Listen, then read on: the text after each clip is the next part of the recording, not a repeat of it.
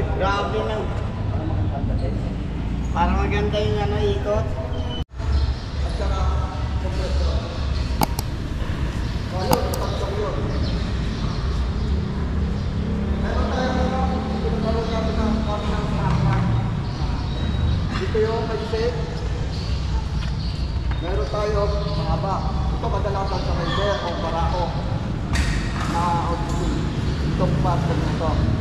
Huwag kayong gagamit ng ganitong spark na ganito ang design ng spark plug nyo. May tendency, tatamaan ng bagyo, magkakaroon kayo ng problema. Pag tinamaan ng bagyo, magbabalok doon, yun ang mawawalan ng kompresyon. So kalimitan, di ba, ang pinaano natin, pag tumiri kayo, spark plug, di ba?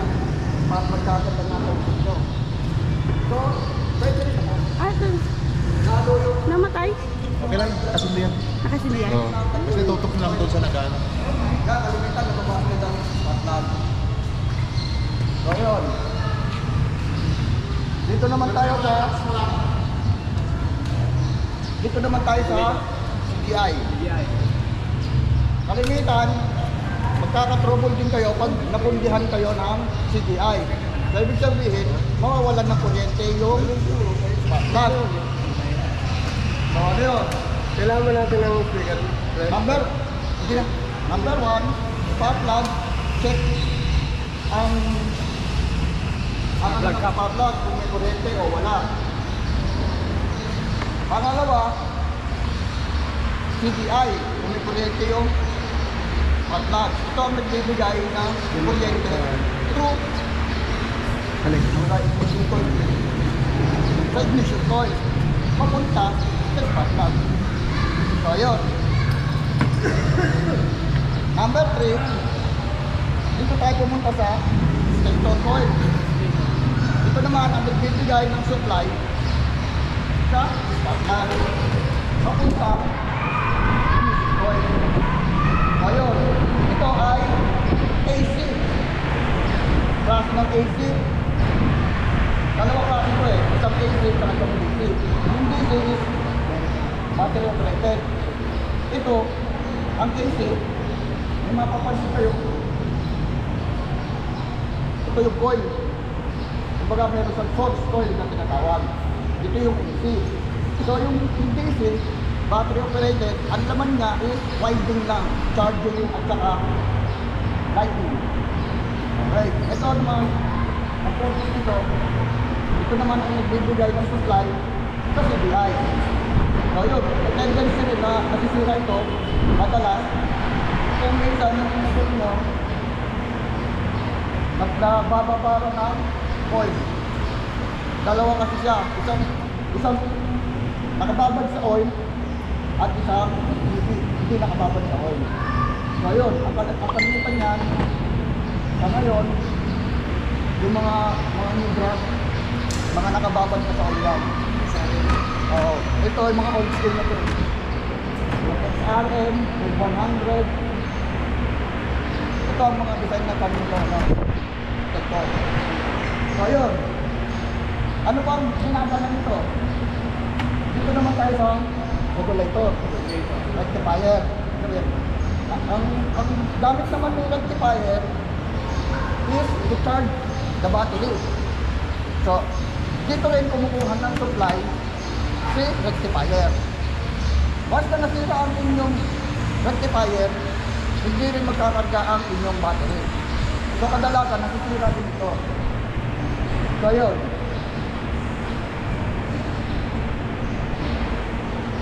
Tapos, ito ang nagko-control ng ilaw.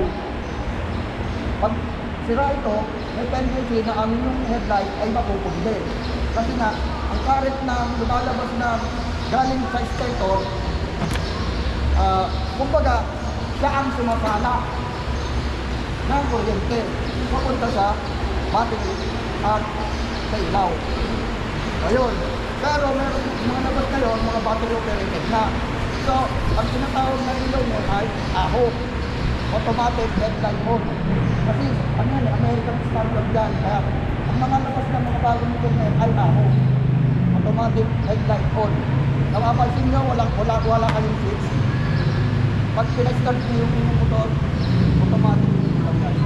Kasi American standard tayo. So yung mga old school, binago na lahat yan. So yun. Ngayon, yung mga bagong labas, wala na nito. Mga FI, wala na nito CTI. Ang meron na, yung mga FI, hindi na ginagamitan ng CTI. Okay? Yan yung mga advanced technology. Naka-fuel injected na pati. Wala na kayong makikita ng carburetor. Mapapansin nyo, puro injector na. May throttle body at saka injector. Yun ang nagpapaksyon ng fuel para patakbo yung engine. Ayun. Tapos, ito naman, sa fuel system, may dalawang klase tayo. Isang vacuum type at saka isang fuel tank na mayroong on-off. Kadalasan makikita nito sa mga fuel tank na motor. So, ito may on-off siya. Papansin nyo. May reserve. Ito yung old school. So ngayon, ito naman, fuel tank din ang tawag, pero vacuum type. Pag hindi umandar si motor, hindi rin siya bubuga ng gasolina. So nagkakaproblema din to pag nagbaraki, fuel tank. So yun. Kalimitan naman ng gumagamit dito is filter type. Ito yung mga may cover na ano, mga underbone, yung mga cover na underbone yan. Kalimitan itong ginagamit. Yung old school naman, meron din ito, pero naka-attach siya sa carburetor. Yung mga old school. So ayun. Tapos, ang mga new model, wala na kayong makikita na ganito klase. Inalis na rin. Kasi naka-injector na eh. Ang gumagana ng fuel, meron na siyang meron na nakataas sa tanke na fuel pump. Nagpapump na yun automatically doon sa injector. So pagka-andar si motor, switch on, nag-i-start na rin ang fuel pump sa tanke. So yun, wala na tayo ganito. Wala na. Yun ang mga advanced technology. Wala na rin tayo makikita ng ganito. Pero siguro yung mga China natin. Pero yung mga branded guys, wala na. Pero iba wala na din. Kahit tayo naman. So ayun. Ito naman, halos lahat ng costo na overhead cam, meron siyang overhead cam siya. Ito yung ang function nito, itong tumutulak sa barbula. Pagpasok ng gas hanggang sa paglabas ng gas. Ito ang overhead cam na tumatak tinatawag. Siya ang tumutulak ng rocker arm patulak sa barbula. Intake at saka exhaust. So mauuna si intake, ang tulak sumunod sa exhaust. Kompresyon. Ngayon. So ito, sabi ko na dalawang klase pala tayo. Isang overhead cam, isang push rod type. Katulad nun, push rod type yun. Wala kayong makikita ang timing chain. Ito naman. Itong timing chain, siya naman ang nag-iikot kay camshaft. Sa timing gear. So sa timing chain, hindi mo po pwedeng basta-basta itakalitan. Meron to tensioner. May guide, may tensioner. Yun ang tumutulak kay timing chain. So ito, ang nagdadala sa camshaft is timing chain through magneto. Okay. Tapos, ito naman yung mga ordinary na coach ko. Ito naman,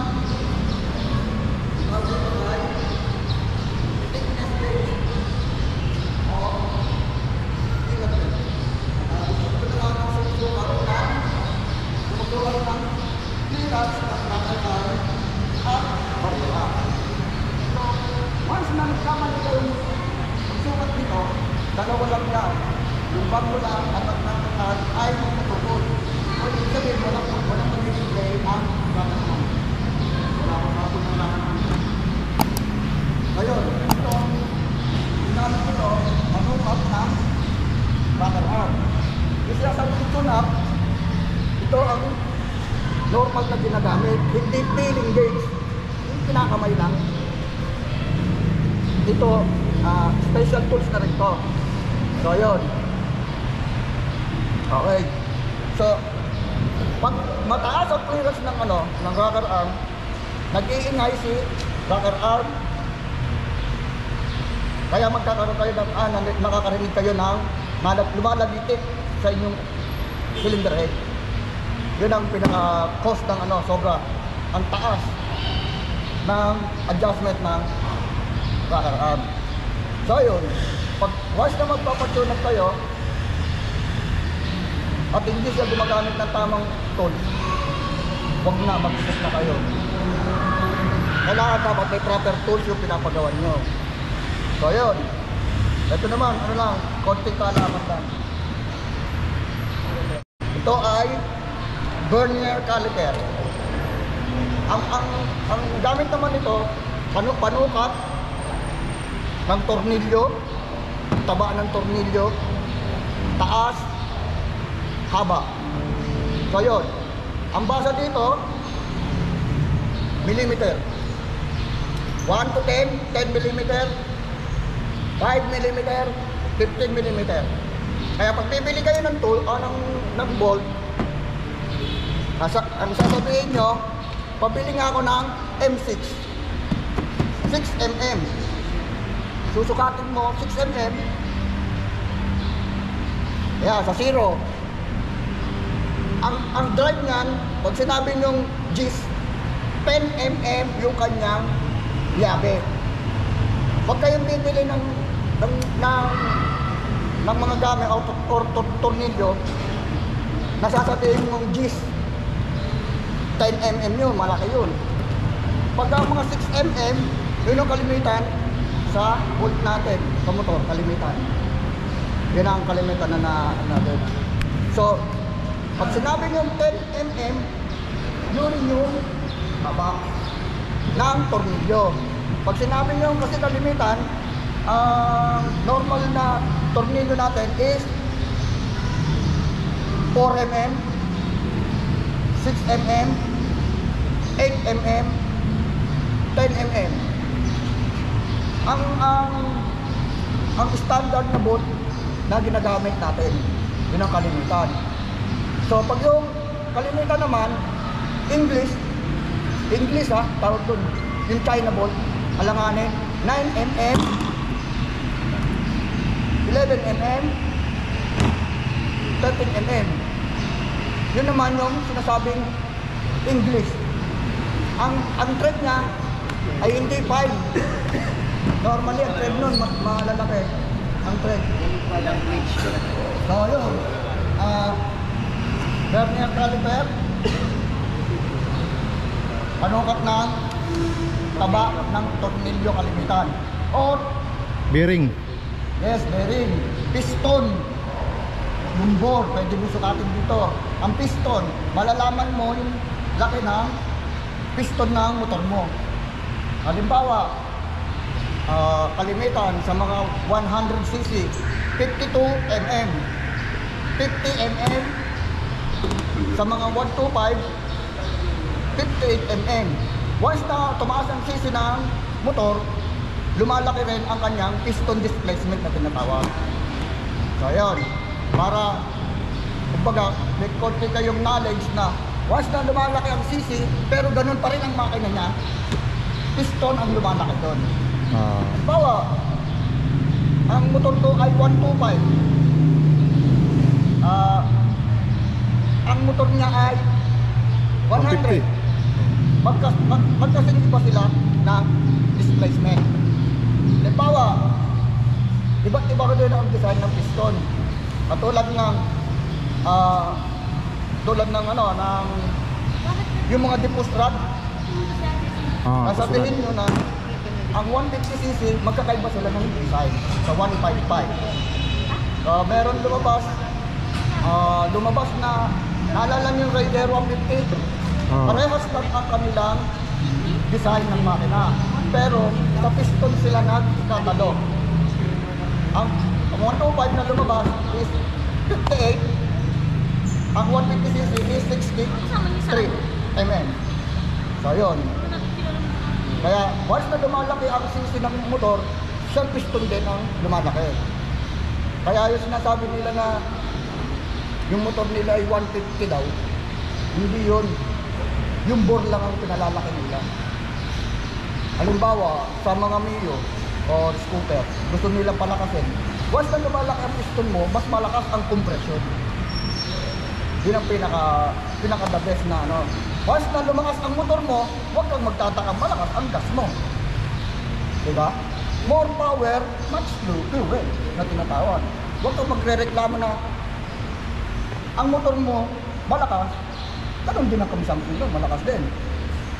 Once na normal ang ano mo, normal ang piston displacement mo, normal din ang consumption ng gasolina nyo.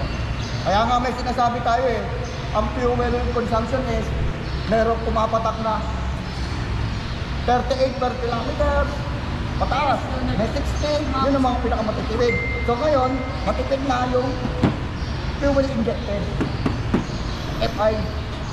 So yun ang sinasabi na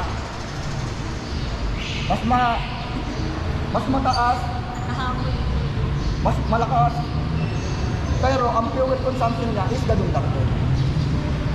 So yun, tanong. Sir, pinakamataas ba yan, pinakamatipid na yung FI ngayon? Yes, sa gasolina? The injector na kasi hindi na katulad ng carburetor type. Kaya narinig kayo yung mga oversize Na piston. Paribor. oo, yun. Saka yung standard na sinasabi mo, kaya lalaki ang piston, nire-rebore yan. So pinalalaki yung piston? Lalaki ang piston. Ay sir, Sa MI, sir, halimbawa nananakbo ka biglang namatay, ano nagiging difference? depende sir, marami kasi magiging trouble yan. Minsan nagbabaraan injector, yung kanyang fuel pump, maraming pagmumulan kasi yan sir. Ganun din, basic din, spark plug,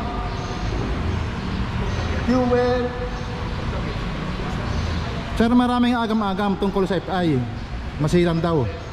Napakaselan kasi once na ang fuel injector ay nagkaroon siya ng kaunting dumi, yan, kakaproblema tayo sa makina. Minsan namamalya, kung pugak-pugak tumakbo, tapos minsan malasing ka pa, itili ka na. Kasi ang tutusin, ang fuel injected, hindi siya pwede sa alikabok. Yun. Oo. Kaya, ang sabi ko nga, normally, pag magpapakarga kayo ng gas, piliin nyo naman yung walang alikabok na gasolinahan. Pag FI ang motor mo. Kasi masyadong masela ng injector. Tapos, ganun din, basic din, trouble. Basic din, spark plug, fuel, pero kalimitan dyan, yung fuel pump, nagbabara yan. Fuel pump. Ang fuel pump, nasa loob na siya ng fuel tank. Automatic na yon na siya ang mismo bumubuga papunta sa injector. Automatic na siya. So, once na ang bagay, ang tanke ng FI is mayroon siyang fuel filter sa loob. Yun, normally, dapat every 1 year, replace ang fuel filter. Kasi para yung mga dumi na pumasok sa fuel tank nyo, hindi na dumiretso sa injector. So yun, ang throttle body kasi, ang gamit ng throttle body is yung humigop lang ng hangin galing sa Labas. airbox. Airbox, air filter. Kaya kalimitan, yung mga air filter nyo, basta umabot na siya ng 2 years siguro, huwag nyong bubugahan. Subject for replace. hindi nire-recommend na binubugahan si element. Yung mga scooter na, mga labas ng FI. So yun, pag kayo magpapalinis ng element, tapos nyo, kasi maselan yan, papasok pa sa throttle body yan. Pagpasok nyo sa throttle body, papasok sa injector. Pagpasok sa injector, si injector bubugal-bugal, madumi na. Pero, mas mahal naman magpalinis ng injector. Yung sinasabi mo ng FI cleaning. PMS tawag mo. Periodo kaya maintenance. Pwede yung ito lang gagawa. Kaya mo rin. Kailangan talaga. Kaya marunong talaga ang gagawa. Kahit ako, alanganin din ako sa FI kasi kumbaga nag-aano rin ako eh. Na-upgrade ko din yung sarili ko. Kasi medyo masaya na troubleshooting ng FI. Ng labas ng FI. Lalo sa electrical, masyadong maselan. Naka-computer box na yun. Computer box niya, Computer na. napakabakan. Kaya sa ngayon, pero maganda yung advanced technology ng FI compare doon. Kasi noon, basic lang eh. Ngayon computer box na eh, upgraded na siya. Kaya medyo maselan yung kanya troubles na. Hindi siya ganun kadali. Ayun. Pag nasira yung computer box, madali lang ayusin, sir. Pag nasira ang computer box, madali lang ayusin o kailangan palitan. Palit talaga. Magpapalit na talaga. Saka dinadiagnose yan eh.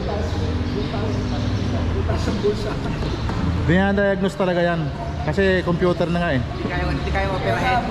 Hindi kaya ng yung katulad lang sa carburetor. Na linis-linis lang. Kung sabi nyo sa dati, si CDI, mura lang. May mabibili kang local, ordinary, may mabibili kang ordinary. Ngayon, compare mo sa computer box, balasin ka 5,000 sa isang cassette na computer box. Oo. Parang yan ang pares sa computer box. Yes. Oo.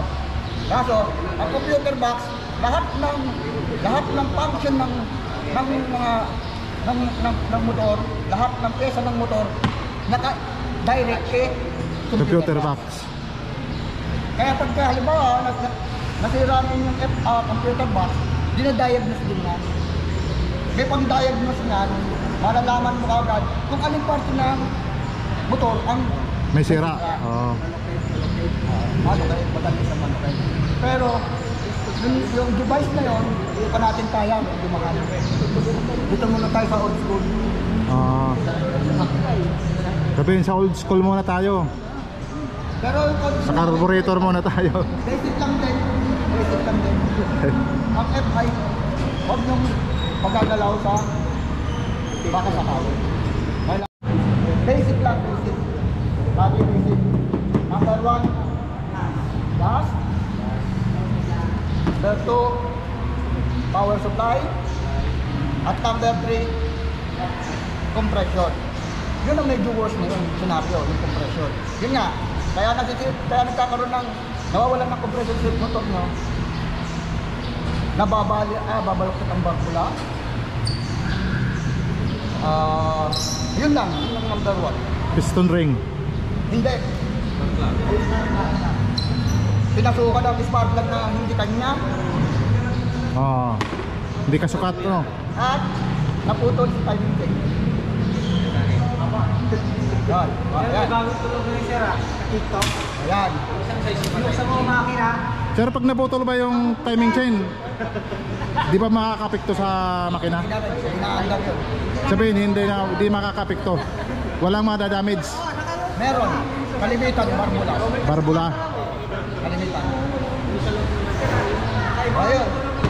Okay na. Basic lang. Okay, may tanong daw. Once na makikita kayo sa kalsada, tatlo lang yun. Basic lang. Huwag lang kayong maplatan, bahala kayo sa buhay nyo. Meron. Si vulcanizing lang. Walang pang-vulcanize. Pag kayo flat, si vulcanizing ang kailangan. Ngayon kung may dala-dala kayong mga pangtapal, pwede na yun. Okay. Uy! Oh, may bagong dating oh. Cavite oh. Hindi, Las Vegas pa rin yan. Las Vegas pa rin. Oh. Okay? Kasi ka, tatlo lang ha. Pagka kayo natilikan ha. Pero pagka wala na doon, iba na yun. Major na yun. Ang pinaka panglima siguro sir, yung tali no. Talik. Panghila. Hindi na... Last option, last option. Oh. Huwag nyo sasanayin yung sarili nyo. At pag magre-rescue kayo, paa gagamitin nyo. Oh. Delikado yan. Delikado. Mas maganda kung may makakuha kayo ng tali. Oh. Tali. Kasi delikado pag yung sa paa. May tendency magbalintong kang dalawa. Kasi ba? Saka mamaya baka mabali yung tuhod mo. Wag na persa. Mahirap yan. Oh. Wala talagang... Tutulak ka. Option lang naman 'yun, option lang mga ano, idol. Okay? Oh. Basic troubleshooting. Action. Pagka nagkaroon kayo ng problema, gas, power supply, at compression. Ngapar. Okay. Tapos, wala pang vulcanize. Walang pang gas.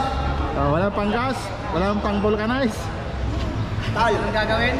Anong gagawin? Bago mapagana lahat na, kailangan pa-attend ko yung makina eh. Ano yung tulong ng makina? Saan ka pupunta? Alex. Tagal eh. Tagal ko paandar. I-focus mo sa kanya. Paano bawi? Focus mo.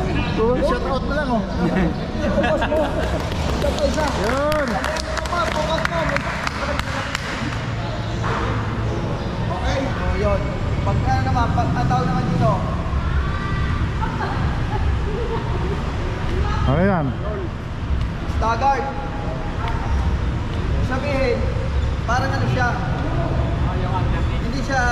Hindi ka nakapunto. Nasa kaliwangan. Parang isa ba? Kaliwangan. Kaliwaan lang siya. Kaliwaan lang. Okay, stagard yun. Kumano? Stagard yun. Stairhead din yun. Kumano? Stagard. Kaliwangan siya. Pag kumano naman siya, Kahit. doon, nasa likod yan eh. Kagagan siya. Ibig sabihin, kakain na kayo. Kain, oo. Kakain na kayo. Ibig sabihin, Maghahanap na ng kainan. punta yung spearhead nyo. Maghahanap na ng kainan. Pag dito naman, tumuro sa dito, gas. Sabihin, magagas. Pag nagganan. Oo. Stop tayo para tutuloy pa. Gasolina. Saka Oo, sabihin na yun. maganan. Maganan. Pero pag kumano siya, Naludo. ano to? Yun. Bakit sumaludo? Checkpoint. Checkpoint. Ibig sabihin, may checkpoint na. Unahan. So, minor, kailangan nyo Magpipinor. para sa checkpoint.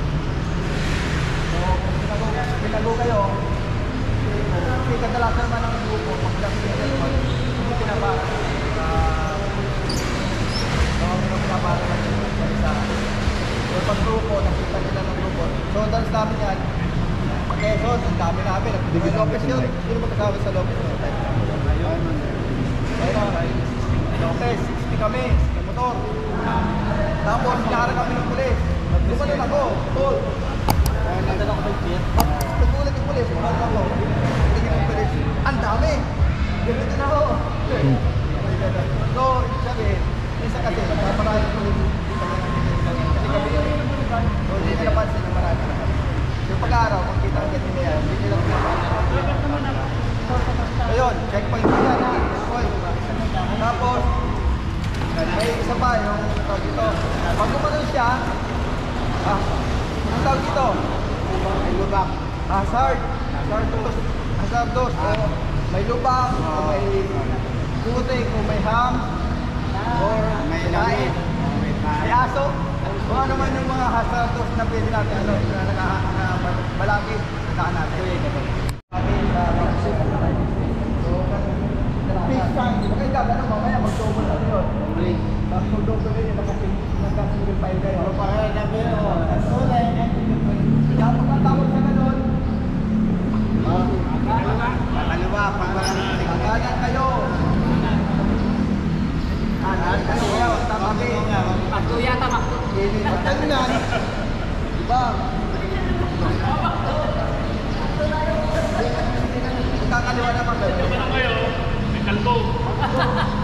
May kalabos sa unahan. So yun, tapos yan, fuel. Galaw tayo sa mga ano, kasi Fuel. karamihan wala sa ano. Wala Fuel. Ginagamit na yun dito eh. Parang sa mga vlog. So ganito, pwede naman kayo mag-provide ng radyo. Wala may radyo sa inyo ngayon at dito, no? Meron. Pinyas. Meron. So, Di pa lahat. mas better yung mga opisyal nyo provide ng radyo. Kasi sila yung madalas na nakaprod sa atin pag nasa radyo. Pag wala na radyo. Para makawala kayo. Mabayaran yung sa ano, right. Oh, yung Oh. kasi meron tayong pinupuntahan, may portion tayo na walang signal ang cellphone. Kaya mas maganda may radyo. Kailangan natin dalhin. Pag nag-ride tayo. Tools. Yung bros ang grupo. Karuan. ORCR. Driver license. Dapat expired. Kasi lalakad kayo, expired na lisensya, hindi kayo.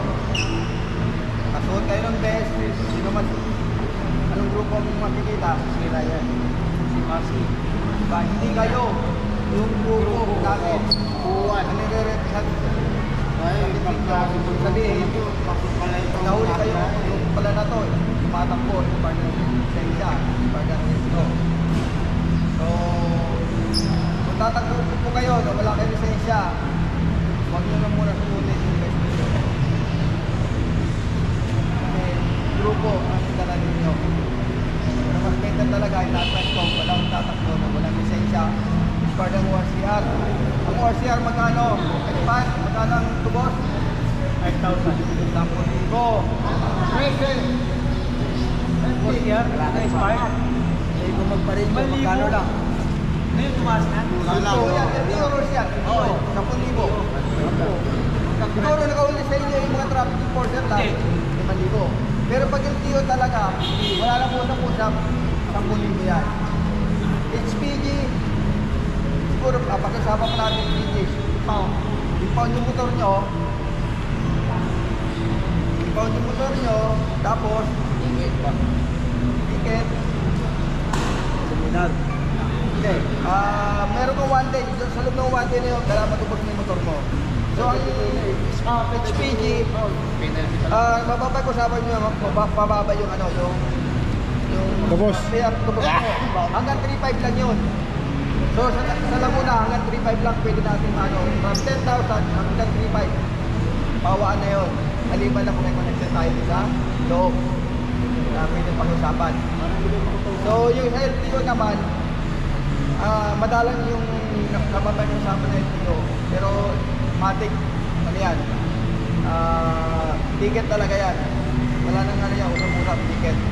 Sa enforcer naman, mga traffic enforcer, kaya, medyo mababa pagdating sa ano. Maliban na kung andalan, kung sila, dito tayo sila ng LTO. Kasi ang sa Laguna, ang poso sa Laguna ay identify sa LTO. So, tatakay, bakit ang huli itong mga enforcer dito sa Laguna? Eh, yung pala mga identify sila ng LTO. So, pag identify sa LTO, pwede silang kumuha ng lisensya. Katulad ng HPG. Kasi madalas ganyan ginagawa sa Kalamba, sa Buyaw. May mga different ng LTO yan, mga posto yan. Kung may posto sa Kalamba, sa Laguna, na lugar, yung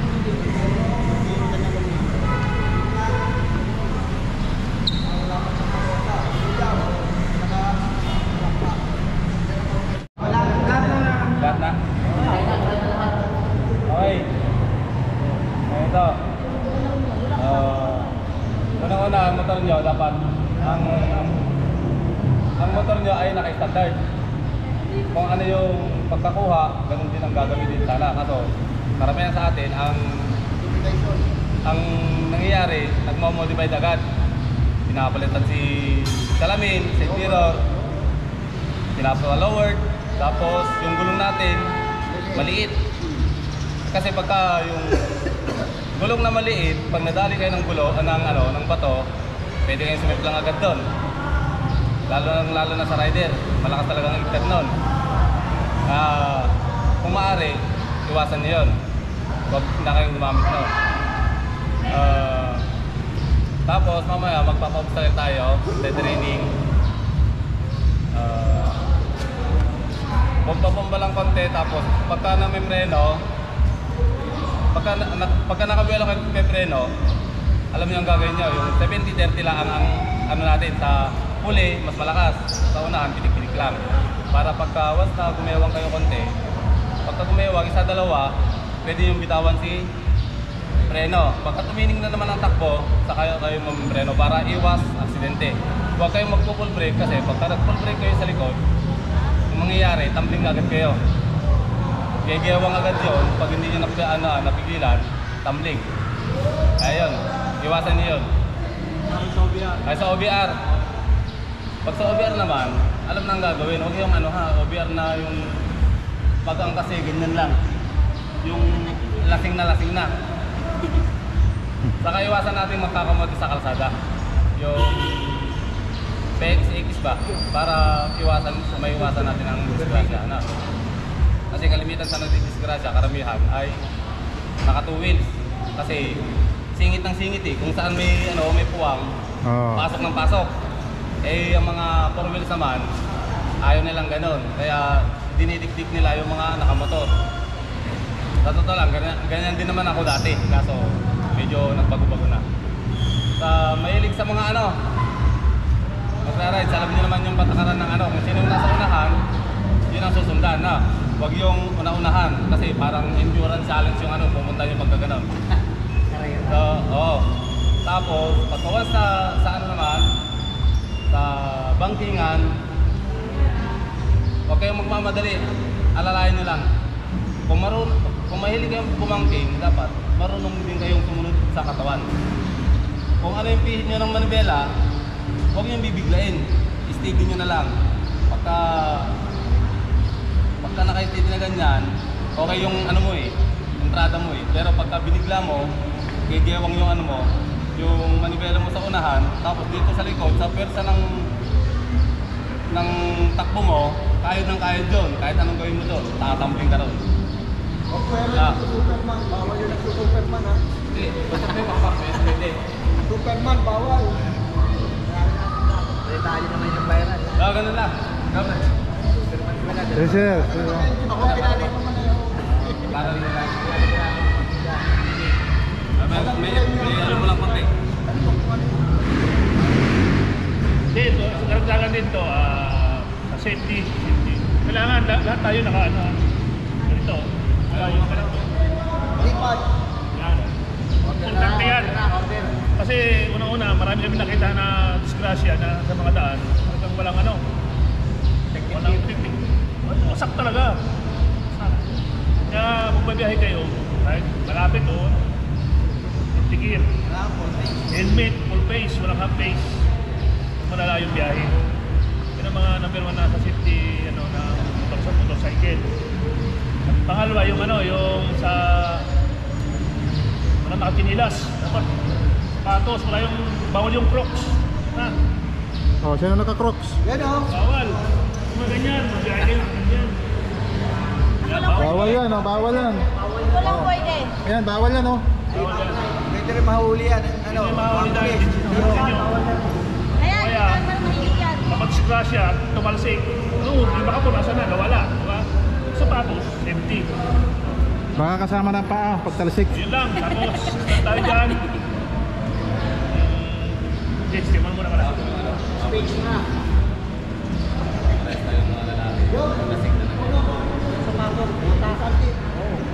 Dalawa kayo.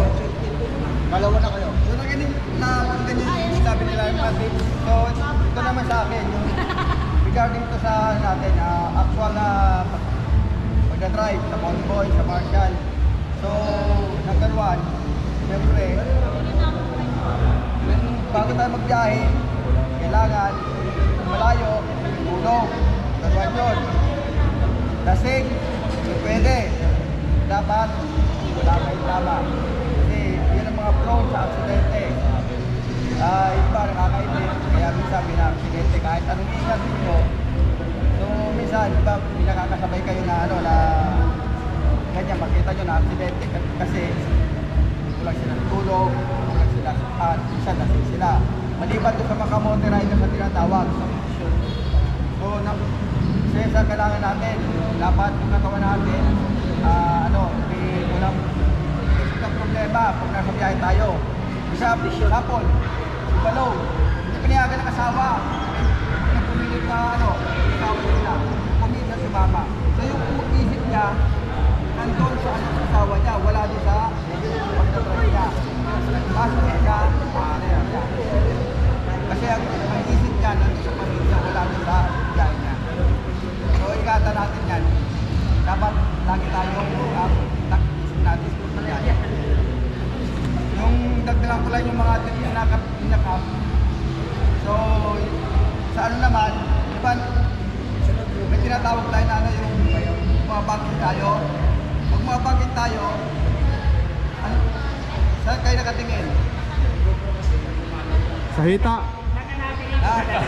Kasi may kasabihan ng riders, kung saan ka nakatingin, doon ka dadalhin. Pag lumigo ka ng ganon, dapat yung mata mo nandun. Hindi may nakita kang check. Yan yung sinasabi ko. Yung motor nyo, pag paliko kayo, babalik yan kasi tumingin kayo dun eh.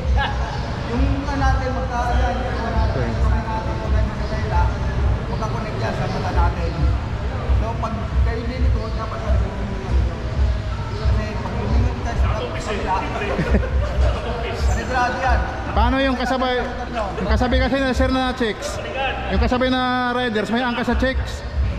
Doon tumingin. Tapos yung isa pa, siyempre di ba ma-overshoot kayo? Anong unang iniisip nyo kung ma-overshoot kayo? Ha? Yung pagbibigyan ka. Disgrasya na yun. Ma-overshoot na kayo eh. Overshoot. Oo. Anong unang iniisipin ninyo? Mapahinto yung sasakyan. Pag alam nyo ma-overshoot kayo, Disgrasya talaga. anong unang isipin ninyo? Para makaano? Para makasa... Huwag kayong magpapanik. Dalawa, huwag kayong magpapanik. Number 2, brake. Isipin yung brake, pero huwag kayong mag-brake sa unahan. Titik lang. Kasi pag nag-brake sa unahan, automatic yung papalo yung gulong mo. Kasi siyempre, isip mo nawawala na eh. Overshoot ka na 40 baka masakay mo. Pag nag-preno ka sa unahan, daan, pipitig yung ngayon yung hulihan mo. Kasi yun ang papalo ng sa natin. Pipitig yun ang ganon. Durado ka nun, superman ka na nun. So, number 1. Basta mag-break man kayo, pitig lang. Saka, may tinatawag tayo na pag steering. Para na lang babagsak na tayo. Ito pa, hilahin mo ng konti ito. Kahit ikaligo kayo, hilahin mo ng konti yung ano doon, kusang tatay yung motor nyo. Hilahin mo lang kahit tatay yung ganon. Ma-overshoot. Hilahin nyo ng konti. Ganon, ganon. So, dapat laging isipin pagdating sa mga ganon sila. Pag hinila nyo ng konti, tatay yung kusay yung motor nyo. So, isa sa tatawag ng counter steering. So, hindi kayo magkawag-tawag. Kasi sa pagkagan. Kung suwet lamang kayo, makukontrol mo kasi tumayo yung motor nyo. Kung mag-overshoot mo kayo, hindi ganun kalala yung ano. So, isa yun. Tapos, huwag na huwag yung peprenuhan, buhangin. Huwag kayo magpepre sa buhangin. Kung mag-trail mo kayo, pitik lang. Naulihan. Number 1, huwag na huwag talaga yung kakapit ng trail at naulihan yung matin brake. So, lahat, patay kayo doon. Sigurado. Tapos yung langis. Number 1, langis, di ba? Oy, yung speed. Di ba? Pag nakita ko, oy, langis. May preno doon. Huwag kayong preno. Di ba? Nagasaan nyo na lang yung langis. Kasi, hindi naman lahat ang part ng motor ninyo, yung gulong nyo, ay madadaanan yung langis. Isang part lang yun eh, pagdaan wala na. Kasi pag nag-brake kayo, maaari pa nito tayo. yun isa ano, dapat nang yata. Ito maaari. Awak lang yung pagkalubihan natin. So yun, kaya naman, konti natin, may mga sign signal tayo. Kaya natin nila dito, kita tayo dito. Ha? Tuwari nakakatahin tayo sa motor mamaya. So may mga signal tayo tinatawag. Pag sinabi mo ganito, one lane. Sabihin, yung spearhead natin nasa unahan, pag suminyas siya ng ganito, one lane, yung kasunod niya, gaganon din. Hanggang sa... Huwag naman yung nasa ulihan ay gaganon din ha. Kasi Wala nang kasunod. wala na siya yung Kahit sa mga kaya ko. Grabe na No? mga o yun. Pag sinabi ganito, tawag dito, ulay, sabihin, dalawang linya. Kasi pag madalas ang ginagawa yan, pag yung aabutin tayo ng traffic. Sobrang luwag na yung ano. So pag traffic, abutin tayo ng ano, so magtutuloy tayo lagi.